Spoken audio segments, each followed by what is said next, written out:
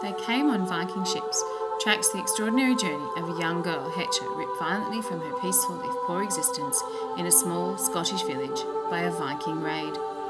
She becomes a thrall or slave, worth less than the dog who is her loyal and constant companion. Hector's strength of character earns her the respect of her mistress, and they both battle the odds in a male-dominated world to forge a path of independence.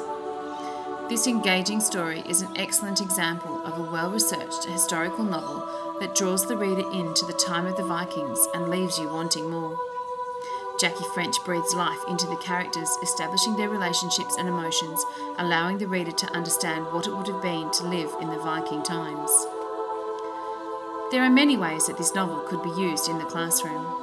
Primarily, it can be used to study the Viking conquests in history, how far they travelled and where they went. The novel is based on real events of Freydis Eskador and Eric the Red, also on Leif the Lucky and his journey to North America. Jackie French freely admits about combining events and voyages, and there are notes in the back of the book explaining how she has done this in the novel, which becomes a terrific springboard for discussions into the accuracy of historical fiction. There are many other novels that the children could then be encouraged to read based on this era. For example, The Thrall's Tale by Judith Lindberg or Eric's Daughter by Joan Clark, based around similar events of the time.